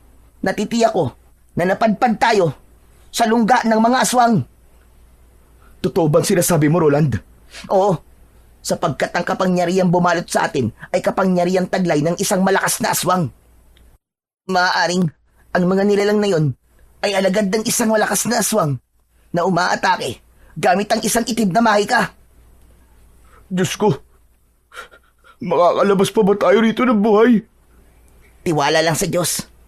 Tiwala lang. Yun ang pinakamalakas na sandata natin laban sa kanila. Ang mabuti pa, iwanan na natin ang mga bag natin at dalhin na lang natin ang mahalagang bagay. May punto ka sa sinabi mo, Roland. Tara na, hanapin na natin si Esther. Iniwan namin ang bag sa gilid ng malaking kahoy. Nagdala lang kami ng flashlight. Malalaki ang hakbang na naglakad kami pabalik sa lugar kung saan namin naiwan si Esther. Ngunit wala na ang kaibigan namin. Dismayado kaming umalis sa lugar na yon. Anak ng putya! Nawawala na si Esther! Paano na to? Hindi kaya patay na siya? Huwag ka nga magsalita ng ganyan sa kaibigan natin. Pambira ka naman, Soren, oh. Pero nasan nga siya? Nasan si Esther? Bigla kaming natigilan nang makita ang ilang mga kalalakian na abala sa pag-aasa ng itak. Ang iba nagtutulis ng kahoy. Nag-uusap ang mga ito. Napaatras kami at hindi kagad nakapagsalita. Hindi nila napapansin ang presensya naming tatlo. Sige, tulisan niyo pa ang kasibat. Huwag kayong magkakamali. Dahan-dahan ang ginawa naming pag-atras dahil iniisip namin na aswang din sila. Kagaya ng mga nilalang na umatake sa amin kanina. Habang hindi namin inaalis ang paningin sa kanila, nagtago kami sa likod ng isang malapad na puno. Lalapit ako sa kanila. Magbabakasakali ako na matutulungan nila tayo. Hindi ba't sabi ni Roland, baka aswang ang mga yan? Kaya nga magbabakasakali ako, di ba? Kung sa bagay, malay mo naman na merong tao pa rin na nakatira dito sa lugar na to. Isa pa, Hindi umiinit ang suot ko medalyon eh. Napasulyap ako sa medalyon ni Roland bago iniwan ng mga ito sa likod ng puno. Maingat akong lumapit habang abala pa rin sila sa kanilang mga ginagawa. Sinilip ko ang 3 lalaki na naghahasa ng dulo ng sibat. Ang isa naman ay may taklob ng tela sa ulo at panay ang hasa ng itak. Sa pagbabago ko sana ng pwesto, natapakan ko ang sanga ng puno. Sabay-sabay silang napatingin sa gawi ko, kaya hindi na ako nagdalawang isip. Tumakbo ako sa kinaroroonan ni Soren at Roland. Tara na, tumakbo na tayo! Nakita nila ako! Teka, nasa si Roland? Fredo, biglang nawala si Roland eh. Ha? Nasaan siya? Saan siya nagpunta? Pero dahil narinig namin ang sigaw ng matandang namumuno sa kanila, napilitan kaming tumakbo at iniwan namin si Roland. Habulin sila! Huwag niyo silang hahayaan na makatakas! Ayun na sila, Soren! Bilis! Bilis mo tumakbo! Halos luksuhin namin ang mga nakaharang na kahoy sa daan. Makatakas lang sa mga taong humahabol sa amin. Hindi kami naghiwalay dalawa ni Soren habang abala ang paningin ko sa pagsulyap sa paligid. Roland, nasan ka ba? Saan ka ba nagpunta? Bigla siya nawala sa likuran ko kanina eh. Hindi ko alam kung saan siya nagpunta. Doon tayo magtago, dali! Ano ba kasing nangyayari? Hindi ko alam. Basta bilisan mo tumakbo. May mga sandata sila. Papatayin nila tayo kapag naabutan nila tayo. Bilisan niyo! Mga kasama! Baka makatakas sila! Yun ang narinig kong sigaw ng matandang nangunguna sa paghabol sa amin. Mas lalo namin binilisan ng pagtakbo. Pero dahil sa mga kahoy na nakaharang sa daan, natisod kami at bumagsak kami sa lupa. Nasugatan ako sa tuhod at si Soren naman, hindi niya ako iniwan. Sige na! Tumakas ka na, Soren! Iwanan mo ako! Iligtas mo ang buhay mo! Hindi! Hindi kita iiwan dito, Fredo! Huli na para tumakbo. Dahil napalibutan na kami ng mga lalaking may dalang sandata. Itinutok nila sa amin ang sibat. Subukan niyong tumakbo. Kung hindi, yun na rin ang magiging katapusan ninyo. Nagkatinginan kaming dalawa ni Soren. Itinaas namin ang dalawa naming mga kamay bilang pagsuko. Huwag niyo po kami sasaktan. Hindi po kami lalaban sa inyo. Mabilis kaming nilapitan ng mga tauhan ng matanda at sapilitang itinayo. Anong kailangan niyo sa amin? Bitiwan niyo ako! Bitiwan niyo ako! Sige, patayin niyo na lang kami nang matapos na ang paghihirap namin. Sandali nga. Kayo ang nangahas na pumasok sa lugar na to. Maniwala po kayo. Hindi po kami masasamang tao. Akala ko lang po mga aswang kayo kaya ako tumakbo eh. Inilapit kami sa matandang nakatayo. Seryoso ang kanyang muka habang titig na titig sa akin. Dinala niyo ang lalaking yon sa demonyo. Ho? Sino po lalaki, Lolo? Teka, hindi ko po kayo maintindihan eh. Hindi ako sinagot ng matandang lalaki. Sa halip tumingin siya sa kanyang mga kasama at nagsalita. Humanap na tayo ng masisilungan at isama ang 2 binatang yan. Bilis! Bago pa sila dumating. Sino po sila? Sino po? Sumagot kayo. Saan niyo po kami dadalhin? Nakikiusap po ako, pakawalan niyo na po kami! Lo, hindi po kami masamang tao, maniwala po kayo. Hindi po namin alam kung ano po sinasabi niyo eh. Kahit anong pagpupumiglas namin, ay hindi kami makawala sa pagkakahawak ng mga lalaki sa tigkabilaan naming mga braso. Wala na kaming nagawa nang kalad ka rin kami ng mga ito papunta sa ibang direksyon ng daan. Pagkalipas ng kalahating oras na paglalakad, ay narating namin ang kuta ng mga lalaking dumampot sa amin. Nang mga sandaling yon, ay kalat na ang dilim sa paligid. Maraming nakasinding sulo at halos maliwanag na ang lugar. na pinagdalhan sa amin. Nakita namin ang halos kasing edad naming mga lalaki na para bang nagsasanay sa paghawak ng armas. Sige na, pakawalan niyo na sila. Umupo kayo sa malaking bato na yan. Nagtataka kaming sumunod sa pinag-uutos ng matandang lalaki. Naupo siya sa harapan namin. Lolo, ano po bang kailangan niyo sa amin? Inililigtas ko lang kayo.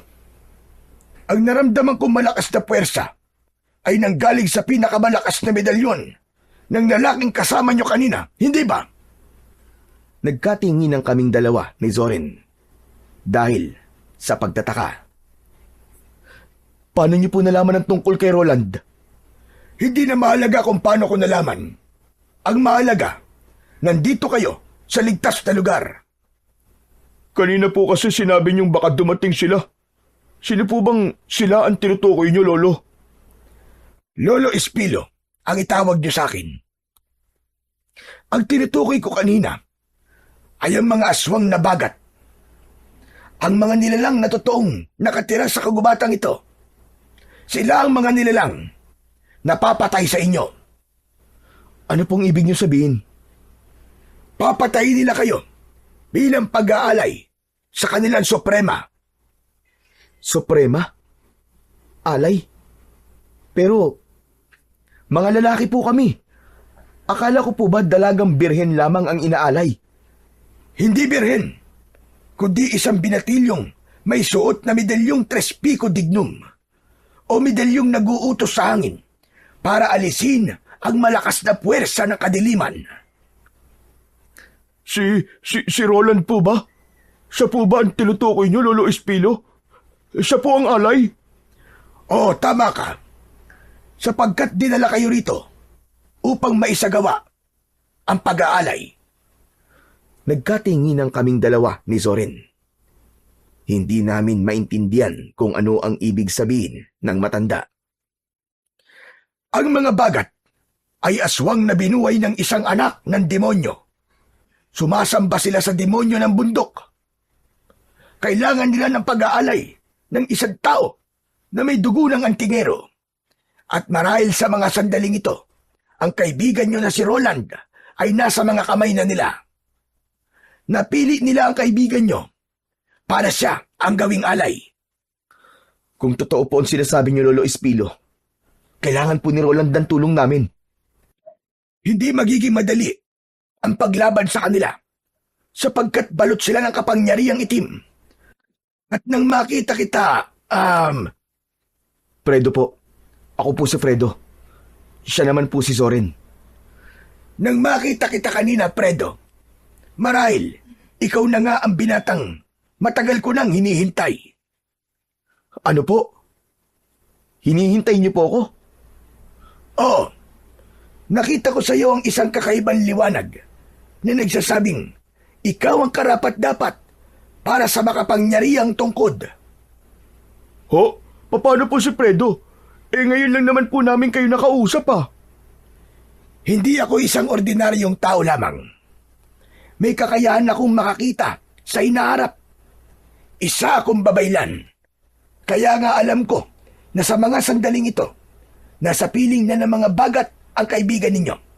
Ngayon na magaganap ang pag-aalay, kunin mo, Fredo, ang tungkod dito. Hawakan mo. Inabot sa akin ni Lolo Espilo ang tungkod. At nang hawakan ko yun, biglang nawala ang sugat ko sa tuhod. Lumiwanag din ang paningin ko na kahit gabi na, ay malinaw kong nakikita ang paligid. Sa pagbibigay sa iyo ng kapangyarihang makakita ng liwanag sa dilim, palatandaan yan na ikaw na nga ang itinakda. Paano po kayo nakarating dito kung lungga po ito ng mga aswang na bagat? Tinawid namin ang mga sagradong bundok para hanapin ang lugar na to. Marami sa mga kapamilya namin ang pinatay ng mga aswang na yon. Kasama na roon ang aking anak. Pumunta kami rito para isalba siya. Pero huli na pala kami ng dating. Teka lang, ano po bang sagradong bundok ang tinutukoy nyo?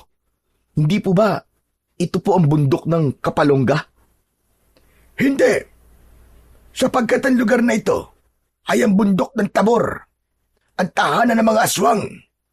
Binago ng mga aswang ang kwento para isipin na ito ang bundok ng Kapalongga upang marami siyang maloko at madala sa lugar na ito. Ang tunay na sagradong bundok ay doon sa tapat ng bundok na to. At ang lugar na kinaroroonan mo ngayon ay lungga ng mga aswang. Kung ganun po, nagkamali kami. Naligaw po kami. Hindi niyo pa rin ba naiintindihan? Sinadya kayong iligaw. Dinala kayo rito. Paano po ito nagsimula, Lolo Espilo? Nangyari ang lahat ng ito nung panahon pa ng kaguluhan. Nang sumiklab ang ikalawang digma ang pagdaigdig. May isang grupo ng mga lalaki na nakaranas ng paghihirap at sama-sama silang umakyat sa bundok ng Tabor upang ialay ang kanilang kaluluwa sa demonyo. Humingi sila ng tulong sa hari ng kadiliman para iligtas sa kanilang sarili kapalit ng buhay ng isang lalaking may dugong antingero. Nang makita ng hari ang paghinagpis ng mga lalaki, binigyan niya ang mga ito ng kapangyarihan. Ano pong mangyayari sa kaibigan ko? Ang kaibigan mo ang kukumpleto sa ikasampung alay na hinihingi ng demonyo sa kanila. Kasabay ng ikasampung alay ang pagsalubong nila sa Bagong Suprema. Malakas siya at taglay ang kapangyarihang itim at lalo silang mag-aasik ng lagim. Ilang buhay pa ang mawawala at kapag hindi sila napigilan, ilang mga kagaya niyo pa ang mabibiktima para sa paggawa ng panibagong suprema. Kapag dumating ang bagong suprema, magiging malakas din ang kapangyarihan ng mga aswang at lalagpas pa ito sa karatig bundok. Tulungan niyo po ako. Iligtas po natin ang kaibigan ko. Maganda kayo. Lulusob na tayo. Ililigtas natin ang kaibigan nila. Ngunit bago ang lahat, mag-alay muna tayo ng huling dasal upang gabayan tayo ng Panginoon sa lakad natin. Sa pagpapatuloy ng aming pag-uusap ni na Lolo Espilo at Zorin, tumayo ang matanda at lumapit sa amin. Nagkamali siya ng taon dinala sa lugar na to, Fredo. Ang babaeng nagdala sa inyo rito ay ang kanilang suprema. Sinadya niya na madala kayo rito upang gawin ang pag-aalay ng buhay. Siya si Esther, ang babaeng nagdala sa inyo rito. Diyos ko! Isang aswang si Esther! Isang suprema, ang tagapagpatupad sa pag-aalay. Ang tungkod na hawak mo, Fredo, ang papatay sa kanya. Magagawa mong labanan ng itim niyang kapangyarihan sa oras na magkaharap kayo. Protektahan mo ang alay. Huwag mong hayaan na makuha niya ang kapangyarihan ni Roland. Sasama ho ako. Alam mo ba ang sinasabi mo, binata? Opo. Kahit wala akong kapangyarihan at matatakotin ako, handa po kong iligtas ang kaibigan namin. Kung buo ang loob mo, sige, sumama ka. Pero gusto ko lang malaman mo na matagal na kaming nakikipaglaban sa mga aswang at handa kaming mamatay. Matalo lang sila. Pero hindi namin kaya na may mamamatay ng dahil sa amin. Ikaw, handa ka ba? Opo, handa po ako. Alam ko na iniisip niyo po na hindi ko kaya, na wala po akong armas, na wala akong alam. Alam ko lang po, ay hindi ko kaya mabuhay na palagi na lamang natatakot. Kaya sasama po ako. Handa po ako mamatay para sa kaibigan ko. Ako rin po, Lolo Espilo. May sandata man o wala, ililigtas ko si Roland. Kung ganon, tara na. Magmadali kayo. Isang pangkat kami na lumusob sa lungga ng mga aswang, dala ang tungkod. Si Zorin naman, binigyan siya ng sibat ni Lolo Espilo. Pagkalipas ng ilang minuto, narating namin ang lugar na pagdadausan ng ritual. Nagulat kami dahil doon kami natulog sa lugar na yon, sa harap ng balete. At mula sa aming pinagtataguan, kitang-kita namin ang mga aswang na bagat. Sumasayaw sila sa harap ng nakataling si Roland. Si Esther nakita namin. Ipinapasa sa kanya ang koronang gawa sa sanga ng kahoy at sa dulo nun ay merong nakatusok na mga bungo ng sanggol. Hindi napigilan ni Soren ang hindi magalit kay Esther. Traidor siya, Fredo! Traidor siya! Kampong pala siya ni Satanas! Pagmasdan nyo kung ano ang ginagawa nila. Bakit hindi pa tayo sumugod sa kanila, Lolo Espilo? Dahil hindi pa sila kompleto. Maghintay kayo dahil magpapakita sa lugar na yan ang hari at reyna nila. Matyaga kaming naghintay sa pagdating ng hari at reyna.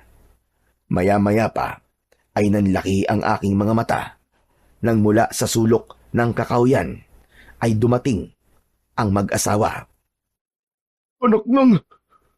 Teka, Fredo, hindi ba sila yun? Yung mag-asawa sa karinderya? Pambihira! Muntik na tayo kumain ng lutong ulam nila. Kung nakakain kayo ng pagkain na itinitinda nila, marahil may hawa na kayo ng aswang. Nagtiwala po kasi kami kay Esther eh. Inatake pa siya ng aso kanina. Talagang paniwalang paniwala kami na nasa panganib siya. Natural, para mahulog kayo sa bitag niya. Habang tahimik naming pinapanood ang pagsasagawa nila ng ritual, nagising si Roland. Inilinga-linga niya ang paningin sa paligid. Esther! Hayop ka! Pakawalan mo ako rito! Nasaan ako? Nasaan ako, Esther? Sumagot ka! Lumapit si Esther sa kinaroroonan ni Roland. Sa pagkakataong yun, kakaiba na ang mga mata ng dalaga. Esther, ano to? Bakit mo ito ginagawa? Katungkulan ko to. Ang magdala ng mga alay sa gubat na to. Ang kunin ng loob nyo. Para sa kapangyarihan ko. Hayop ka! Itinuring ka namin na kaibigan at higit pa sa kapatid. Paano mo nagawa sa amin to? Traidor ka! Kasalanan nyo. Kung madali kayong magtiwala. Ha! Wala kayo. Madali kayong mauto. Ang ibig mo sabihin ay nagkunwari ka lang. Arte mo lang ang lahat ng yun. Napakasama mo. Masahol ka pa sa demonyo. Kung ako lang ang kailangan mo, sana ako na lang. Hindi mo na sana dinamay pa ang mga kaibigan ko. Sino ba nagpilit na sumama rito, di ba? Si Fredo? Bakit hindi ko siya idadamay? Sa kagustuhan niya makakuha ng halamang gamot para sa nanay niya. Hindi ba't isinama niya kayo rito? Kaya, bakit ka sa akin nagagalit, ha? Pero bakit ako? Bakit ako? Dahil sa medalyon mo. Dahil sa dugong antingero mo. At sa lahat ng mga napili ko. Ikaw ang puro. At hindi ako nagkamali sa pagpili sa'yo. Hindi. Hindi, Esther. Hayop ka. Nasaan ang mga kaibigan ko? Wala na sila. Ang isipin mo yung sarili mo. Dahil iaalay na kita para sa aming Panginoon. Anong ginawa mo sa mga kaibigan ko? Hayop ka. Anong ginawa mo sa kanila? Ano? Imbis na sumagot si Esther, sinimulan na niya ang pagtaas ng punyal sa ere, habang ang kanyang alagad ay nagsimula ng sumayaw at lumikha ng nakakakalabot na pag-angil. Akma sanang magpapakita ko, pero pinigilan ako ni Lolo Espilo. Teka lang, hindi pa ito tamang oras. Kailangan hugutin mo muna ang punyal bago tayo umatake. Teka, bakit kailangan po natin hintayin yun? Para mailabas ang lahat ng enerhiya ng Suprema. Wala na akong nagawa, kundi ang bumalik sa pinagtataguan namin. Maya-maya pa ay umalingaw-ngaw na ang boses ni Esther. Mahal na Panginoon ng kadiliman, tanggapin mo ang alay ko. Umanib ka sa akin. Bigyan mo kami ng lakas at kasaganaan. Ang lahat ng alagad ni Esther, pati ang mag-asawang naroon, nagsimulang yumuko at tumayo habang nakapikit. Lumitaw ang kulay itim na usok sa paligid ni Esther.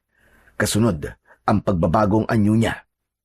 Mula sa pagiging tao, lumitaw ang 2 sungay niya sa ulo. Humaba ang mga kuko. Tumubo ang mga pangil sa bibig at naging kulay pula ang mga mata. Sa isang iglap ay naging aswang na bagat si Esther. Nanlalaki ang mga mata ko dahil nakita namin ang nakakatakot na anyo ni Esther. Habang nakataas pa rin ang punyal sa ere. Ganap na ang kapangyarihang bumalot sa aking katawan. Sisimulan ko na ang pag-aalay sa iyo, mahal na Panginoon. Naghanda kami sa pag-atake habang hinihintay ang paghugot sa kaluban ng punyal. Magsipaganda kayo! Aatake na tayo! Kasabay ng pag-angil ni Esther, hinugot nito ang punyal pagkatapos ay lalapit sana kay Roland. Ngunit lumabas sa dibdib niya ang dulo ng sibat. Mula yon sa likod at tumagos sa dibdib ni Esther. Si Soren ang sumaksak kay Esther. Hanapin ang hayop na gumawa nito sa akin! Magsikalat kayo! Mula sa aking kinaroroonan, kita ko na hinugot ni Esther ang sibat na ginawa ni Soren. At sa pagkakataong yun, sumugod na ako sa kalaban. Ako ang harapin mo, Esther! Tapos na ang pagpapanggap mo! Buhay pa kayo! Hindi kayo namatay! Hindi kami namatay dahil nakaligtas kami. Pero ngayong gabi, sisiguraduhin ko na ikaw ang mamamatay, hayop ka! Yun ay kung kaya mo! Sinugod ako ni Esther. Inatake niya ako ng hawak niyang punyal. Ngunit naiwasan ko yon. Hinampas ko siya ng hawak ng tungkod. Napaatras siya at natigilan. Mga alagad ko! Patayin niyo silang lahat! Umatras si Esther. At ang pumalit sa kanya ay ang mga alagad niya na aswang. Umatake sa akin ang 2 aswang. Halinhinan ang ginawa nilang pagkalmot sa akin. Pero agad ko yun naiwasan. Gumanti ako sa kanila ng hampas ng tungkod at nang tamaan ko sa balikat ang isa sa kanila. Napaluhod ng aswang at kita ko na nadurog ang kanyang buto. Sa huling palo, natanggal ko ang ulo ng aswang at nasunog. Ganon din ang ginawa ko sa isa pang aswang.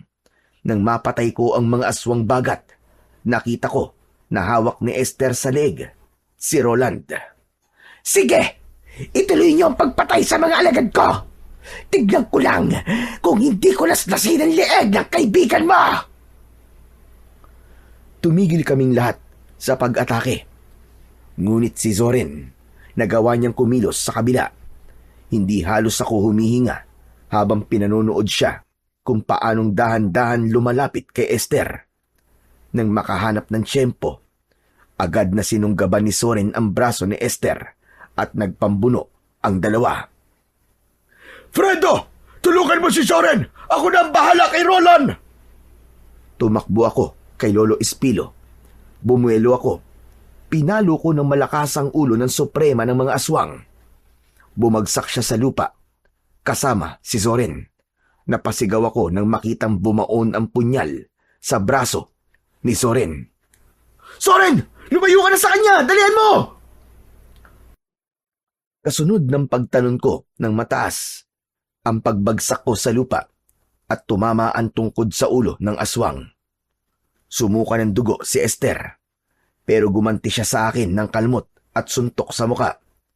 Nasugatan ako, kaya napaatras ako papalayo sa kanya. Maya-maya pa, ginamit niya sa amin ang itim na kapangyarihan niya. Pamilyar sa amin ang puwersang bumalot sa aming katawan. Hindi kami makagalaw. Siguro naman, natatandaan niyo kung ano ang ginawa ko sa inyo!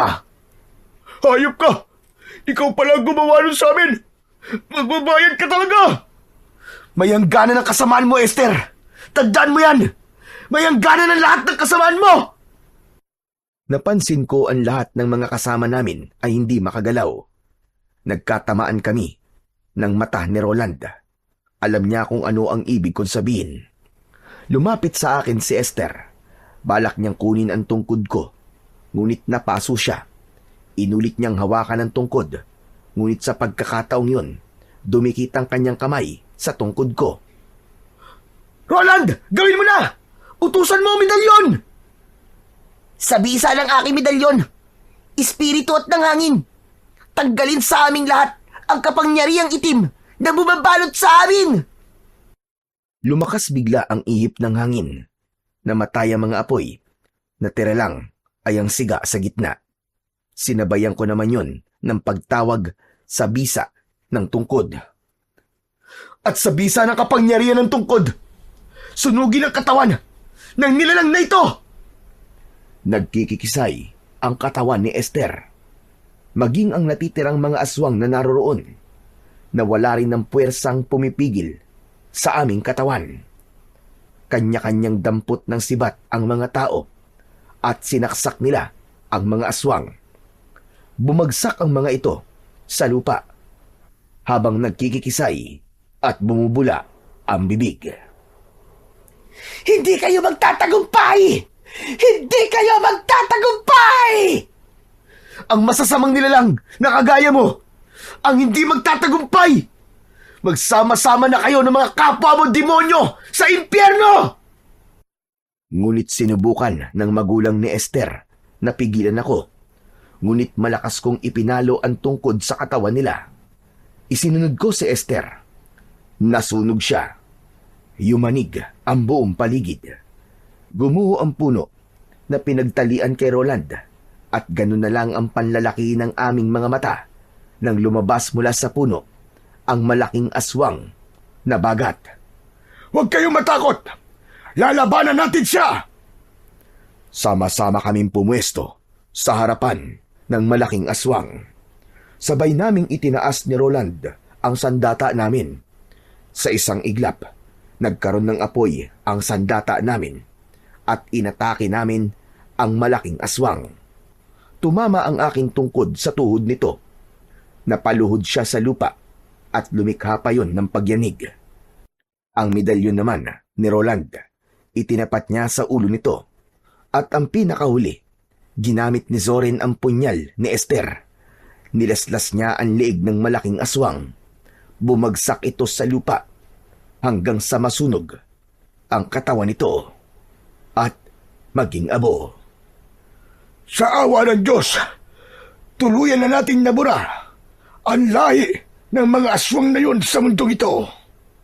Matatahimik na ang kaluluwa ng aking anak, maging ng mga nabiktima ng mga aswang na yun. Maraming salamat po sa tulong niyo sa amin, Lolo Espilo. Hindi po namin kayo makakalimutan. Ako naman ay nagpapasalamat sa inyong lahat. Lalong-lalo na sa inyo, mga kaibigan ko. Soren, Fredo, kundi dahil sa inyo, baka patay na ako ngayon. Pero totoo niyan. Ako talaga nagligtas sa'yo, Roland eh. Di ba nakita mo, umikot pa nga ako sa likod ng puno. Nilabanan ko nga, pati takot ko eh. Ang galing ko, di ba? Oo na. Salamat. Ang kulit mo. Sabay gulo ni Roland sa buhok ng kaibigan namin na si Zoren. Hindi rin ako makapaniwala na magagawa ni Zoren ang bagay na yon dahil siya talaga ang matatakutin. Tama ang sinabi niya. Nilabanan niya ang sariling takot para sa amin na mga kaibigan niya. Dahil sa pagmamahal niya sa amin. Mas nanaig ang kanyang kagustuhan na mailigtas si Roland. Bueno, natapos na ang pag-aasik nila ng lagim. Pero matanong ko nga muna kayo, ano ba talaga ang dahilan at napadpad kayo sa lugar na ito? Ang totoo po niyan, Lolo Espilo nagpunta po kami rito para po sa turmeric na gamot kay nanay upang mapigilan po ang pagkalat ng kanser sa katawan niya. May taning na po kasi ang buhay ng nanay ko. Aba, meron akong tanim na mga luya na makatutulong upang mapigilan ang pagkalat ng kanser ng iyong ina. Pero kahit uminom siya nun, iba pa rin talaga ang may pananalig ka sa Panginoong Diyos. Tama po kayo. Tanging ang Diyos lamang po ang magpapasya sa buhay natin. Teka, sumama kayo sa akin para magamot na rin natin ang mga sugat nyo at bibigyan ko kayo ng mga halaman na luya. Itanim nyo sa lugar nyo. Ibabalik ko na rin po itong tungkod nyo, Lolo Espilo. Aba, hindi na kailangan. Itusok mo lang yan sa lupa dahil hindi na yan magagamit kahit kailan. Wala na yung bisa dahil patay na ang mga aswang na bagat. Itinusok ko ang tungkod sa lupa at nasaksiyan ko ang pagbabago ng itsura nito. Naging bulok na kahoy ito at naglaho ang presensyang nararamdaman ko. Pagkatapos naming mag-usap, ay umalis na kami sa lugar na yon. Bumalik kami sa kuta ni na Lolo Espilo at ng mga tauhan niya. Nakita naming magkakaibigan ang mga halaman na luyang dilaw, saka ibinigay sa amin upang itanim. Pagkatapos, nagpaalam na rin kami sa kanila. Itinuro niya sa amin ang tamang daan pabalik sa kuweba. At ngayon, nasa labas na kami ng kuweba, ay natanaw namin ang motor namin na nakaparada sa gilid ng kalsada. Simula ngayon, hindi na tayo pupunta sa mga lugar na hindi natin kabisado. Aba, mahirap na. Ay nako, ngayon lang ako naging masaya ng ganito sa tanang buhay ko ah. Grabe, ang dami ko natutunan sa mga nangyari sa atin sa lugar na to. At may naiuwi pa tayong gamot. Samantalang, ang dami naman ito sa amin eh. Ano? Teka, ano sabi mo? Hindi naman kasi kayo nagtatanong eh. Hindi na sana tayo nagpunta rito para sa gamot na to. Pambira na yan, oo. Yan ang napapala na naglilihim sa kaibigan. Aba. Parang may hugot ka pa rin ah. Pagkatapos ng lahat, hanggang ngayon ganyan ka pa rin. Masama pa rin yata ang loob mo sa akin ah. Hindi naman. Sinasabi ko lang, kung naging tapat ka lang sana sa amin, hindi na sana tayo umabot pa sa ganito at muntik mapahamak. Di bale, may maganda rin naman nangyari, Zorin eh. Dahil nalaman natin na traidor si Esther. Biruin nyo, 1 taon natin siyang nakasama, aswang pala ang dinapurak ng lintik na yon, suprema pa. Tsaka alam nyo kung ano pa yon? Nalaman natin na buo ang samahan natin at walang makakatalo sa atin na kahit na anong puwersa ng kadiliman. Tama ka.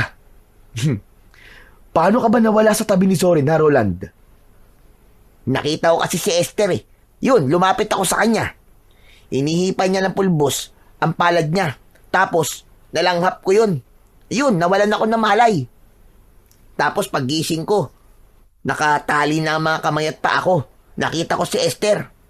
Nako, ibang-iba na ang itsura niya. Pero ngayon, tapos nang nakakakilabot na karanasan na yun, guys. Oh, paano? Ano pang ginagawa natin?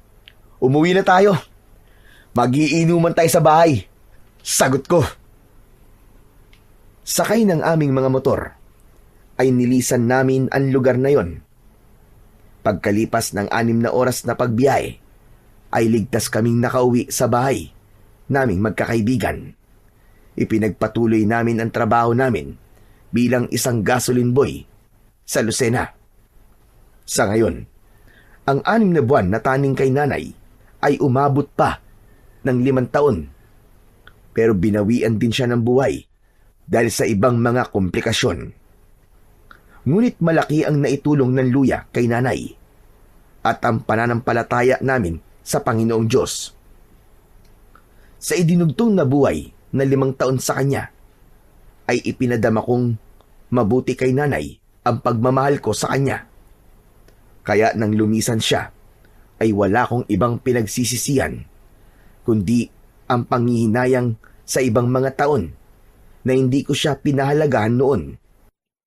Ang sabi nga, maaaring iba-iba ang ama natin, ngunit ang ating ina, kahit magpalit-palit siya ng lalaki, nag-iisa lang ang nanay natin. walang kapantay, walang kapalit, at walang katumbas na halaga sa mundo. Ang maipapayo ko lang sa lahat ng mga anak na kagaya ko, maswerte kayo dahil kasama nyo pa ang nanay nyo. Dahil mahirap mawalan ng isang ina, lalo na ang isang mabuting ina. Kaya habang buhay pa siya, huwag nating palampasin ang bawat sandali na ipadama sa ating nanay ang pagmamahal natin. Natutunan ko sa mga kaibigan ko na mahalaga pa rin ang tiwala at hindi magsisinungaling. Dahil sa bandang huli, sila ang tutulong sa atin sa oras ng kagipitan. Ang kwentong inyong napakinggan ay nagpapatunay na hindi kayang talunin ng kahit na anong dilim o panganib ang totoong pagsasamahan. Sa bawat unos na kanilang hinarap, lalong tumibay ang kanilang tiwala at pagmamahal sa isa't isa. Ang mga pagsubok ay nagsilbing apoy na naglinis sa kanilang puso, nagpapatunay na ang pagkakaibigang totoo ay mananatiling matatag, liwanag sa gitna ng kadiliman, at lakas sa oras ng kahinaan.